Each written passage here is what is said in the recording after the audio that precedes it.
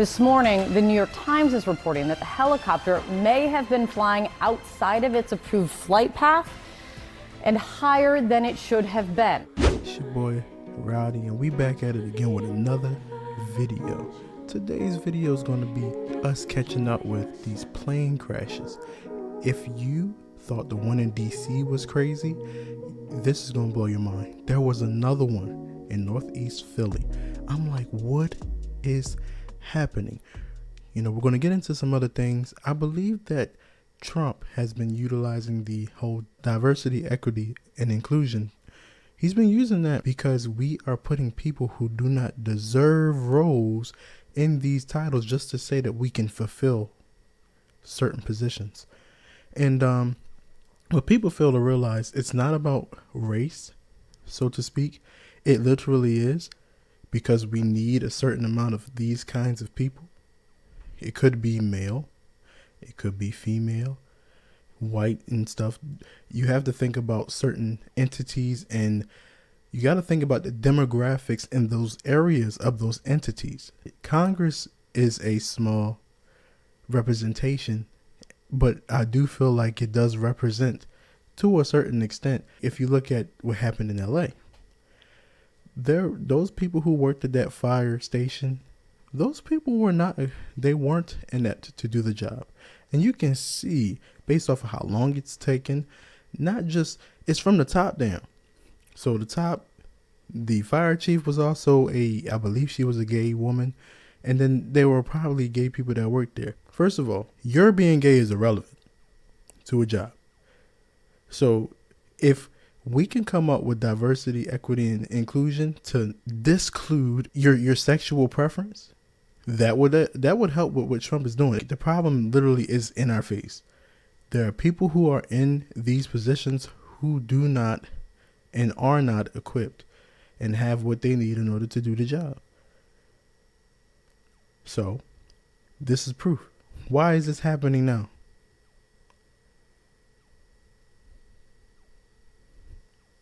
And if you look at what's happening, it's because there are people who do not deserve to be in these positions. So everything that happens, in my opinion, is a distraction for what's really going on. But people are dying. At this point, well, last week or so, there's been over 70, almost 80 people who died from different plane crashes.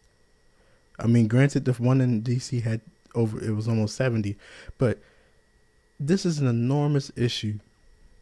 And I kind of want to look at it, kind of look at both of these and kind of get some, insight if we can. So without further ado, let's get into both of these and then kind of delve into what's going on. All right. Two new videos offering a more direct angle and vantage point of the midair tragedy between the American Eagle's flight and the Black Hawk helicopter. A warning, these videos are difficult to see as we are also learning more about the 67 lives that were lost in this collision.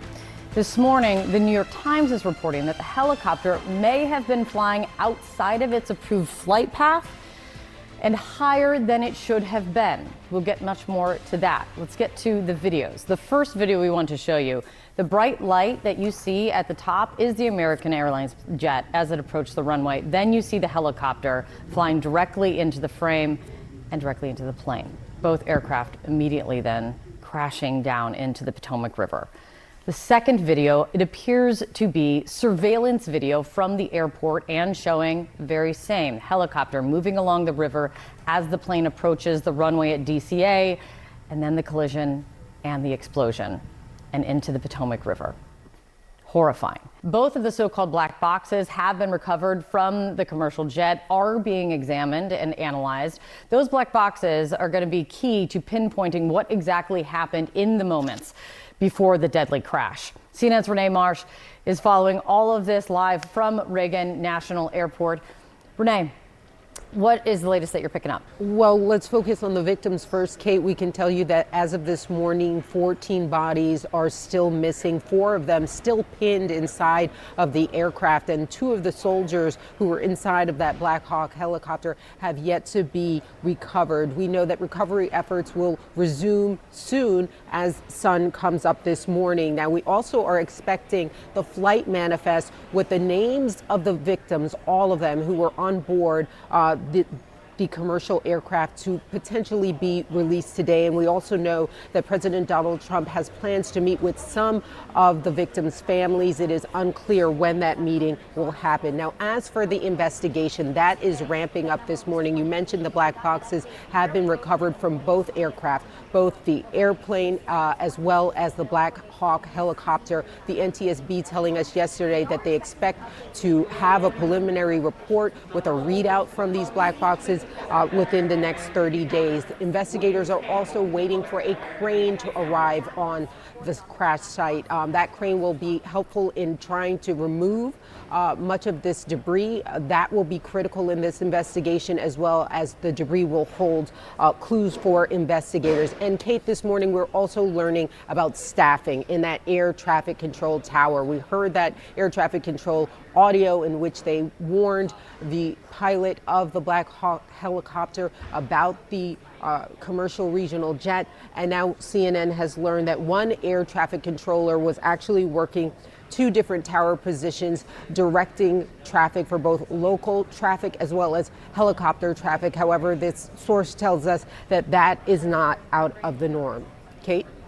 And Ray, there's also new reporting today about some other recent close calls at DCA. What are you picking up on that? Right. So what we have learned is just about a day before Wednesday night's deadly incident that there was another flight approaching Reagan National Airport, and it was forced to abort its first landing after a helicopter came close to its path. So concerning information that there was another situation where a helicopter yet again coming close into its path. And I've spoken to several people within the aviation industry yesterday, and they brought up this idea that it is time to ask the question as to whether these military aircraft should be flying in the same airspace along the same path as these commercial aircraft. Death, it could take an enormous toll on you. And this way is like horrific. So again, whoever you decide you want to pray to, prayers to them, and try to, hopefully they can find some kind of closure. But anyway, the point I'm trying to get at is, if putting people in place who aren't equipped or aren't qualified to do the job because they're just trying to fit people into these positions, because they're understaffed, because they're not, there's so many different dominoes. They're understaffed because it's not a huge draw to the job and there's not enough people who want to do it, and they're refusing people who do because they want to. If it's so many different variables to why this could be happening. So if you don't think that they're overlooking people who could be doing the job, what is the answer? Why is this starting to become a thing? Because there are people who understand these flight patterns, and this is something that just happened. There's some close calls and stuff like that, but this isn't something that is as regular as what it seems to be right now. So the question is, again, if you don't believe that the DEI is the reason why we have people that are ill-equipped in these jobs, what is the answer? That's what I would like to see people know. What's the answer? If you believe Trump is just being racist and he's being bigoted and he's just absolutely wrong, please, so we can stop people from being killed and being in these situations, we need to know what the answer is. Because this happened in D.C. Almost 70 people died. This also happened in Philly. That video was actually too graphic to actually show. That's how bad that was. But again, another plane crash in Northeast Philly within the last week or so. 7 people have passed away. And again, why are we not trying to prioritize the people's safety and well-being over who gets a job? Why? What's the question? What is the answer? Like, what is it we are trying to accomplish when we put people in these positions? You know, this isn't a warehouse job where you can kind of mess up, and you can get something wrong, or it's not even in restaurants.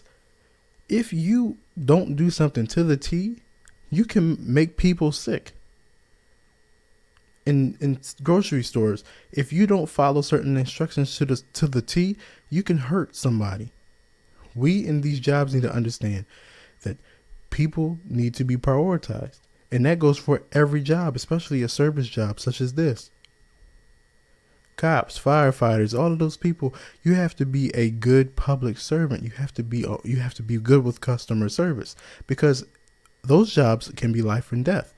The more machinery that you have to have and operate, those jobs are life and death. This is inexcusable. And flat out horrible, the fact that we are allowing this to be, it's becoming almost a regularity. I mean, 2 crashes within a week span is disgusting. But anyway, I want to kind of keep you guys updated. Hopefully, I won't have to cover another crash, a plane crash like this. But at the end of the day, some questions that need to be answered. And I believe starting with diversity and equity and inclusion is a great start. So we can get people in those positions who are equipped and have the actual backing, resumes, and things like that in order to get the job, and experience to get the job done. So anyway, I appreciate you guys for watching. Please like, comment, and subscribe. And I'm going to bring you some more content as soon as I can. Anyway, I'm going to talk to you on the next one. Peace.